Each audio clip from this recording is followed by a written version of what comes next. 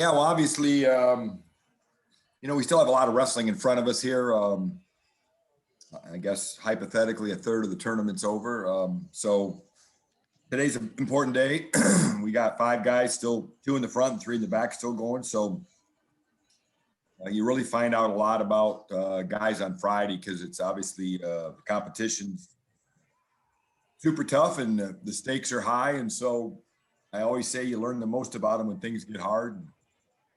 I like the 5 guys we got going right now, and we got a battle. We got 3 of them that got a battle twice this morning, and then we got 2 of them that on paper are favored, but I think when you get to the NCAA tournament, that favored role is a much slimmer role. So we really got to be ready to go for those 2 championship matches. So with that, I'll open it up.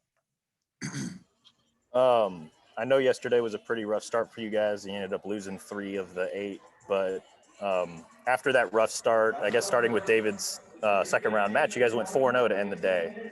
Is there something to be said about the way they finish after the tough start?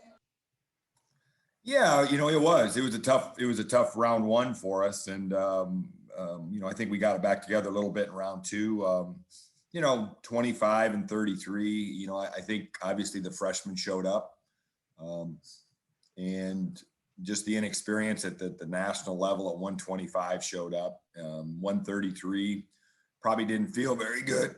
Did a great job for us this season. Didn't do a good job with his weight management the last month of the season. And, I think it really caught up to him this weekend. He's a big guy for the weight. So if you're going to be a big guy for the weight, just because that's what happens, you got to really have a lot of discipline throughout the week. And I think that caught up to him. But I think those 2 guys learned a lot. And obviously Jarrett Dagan's body is, he showed signs of fighting injuries, not only just this year, but his whole career. And, it wasn't the same Jarrett Dagan we thought, we might get this year, just in terms of the body. His effort's great, but that's just what happened there. Is Jarrett going to come back next year? Have you guys talked to him about that yet? We haven't talked to him about it. I would say no right now, just because, after a while, just continually fighting. He's fought it for 2+ years now. So, he looks like a 70-year-old man out there. And that's a hard enough sport when you're 23. So we'll cross that bridge. Obviously we got things to figure out a little bit once we get through this weekend. So we got to make sure our focus is on Friday. That's today. I know I kind of mentioned the strong finish yesterday. Sam Colbray was able to open things up a little bit. I know that first round match was less than ideal, just the matchup itself, but to see him put some points on the board in that second match, that had to have been pretty nice. Yeah. Yeah. I hope, sometimes it's just a matter of kind of catching fire while you're here, because it's a 3-day event. And, he's got 2 winnable matches this morning. So I'm curious to see if he can keep that momentum going. But I thought he looked really good last night. And I could tell when he came off the mat, he had kind of a pep in his step. The biggest thing with Sam was we just lost so much mat time. He didn't have a great summer of training, and that's on him.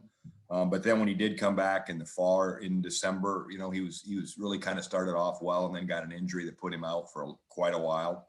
And, you just can see the lack of reps is cost him more than anything. And with lack of reps, you just don't get confidence. And that's the only thing Sam Colbray lacks right now, is the confidence he needs to win at this level. But that's really hard to produce if you don't get a lot of good reps in throughout months and months and months. So he's getting some reps in right now the hard way at the NCAA tournament. So we just need to keep getting reps in. A guy like David Carr, sorry that I'm dominating all the questions, guys, jump in. But what's the dialogue like with him after he kind of shakes off some early jitters and rolls through 2 major decisions yesterday? He looked really solid. Yeah, he did. He was obviously nervous his first time at the NCAA tournament. It's something that he's watched his whole life and dreamed about. And then you get here and it's kind of a natural thing to tighten up. I think you see it across the board with a lot of guys. I always say that you always throw in a little bit of a clunker somewhere along the 3 days. Hopefully that isn't 7 minutes in a row, but it might be a period here or there. And he started out a little slow, but really came back strong. And, He's got his work cut out for him. He's got a really good opponent from Minnesota today. And then, if he gets through this one, he's going to have somebody really good tonight. So this is what you train for. This is why you put those hours in, to get these opportunities. What are your thoughts on the way Gannon wrestled yesterday and the matchups he has today in the quarterfinals and later on? I'm sorry, who'd you ask about? Gannon. Gremmel. I thought Gannon looked great yesterday. He's wrestling with a lot of confidence right now, kind of what I said at the opposite of maybe, 184. And Gannon's got a lot of confidence, and I know he's excited about this matchup this morning. I think there was a somewhat of an upset, although I don't know how much upsets there are at heavyweight, but there was somewhat of an upset in the last round. Like I always say, the one thing about Gannon is when the dude steps on the mat, just by the velocity of his hand slap, he's ready to go. And that's something that our young guys can learn. All of our guys can learn, maybe some of our old guys as well, is making sure you're ready to go when you get out there. So he'll be ready to go. I can promise you that what time is it? 2:00, 3:00 today is his first match. He'll be ready to go.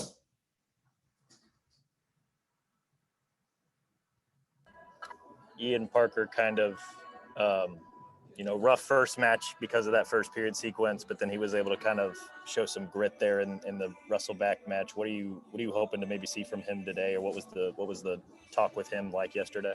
Well, he's got a battle, and I think it's pretty obviously that he got dinged up at the Big 12s, and it's go time, but it's definitely affecting him. He's not, I think the guy he's got this morning's really good too, Chad Redd of Nebraska.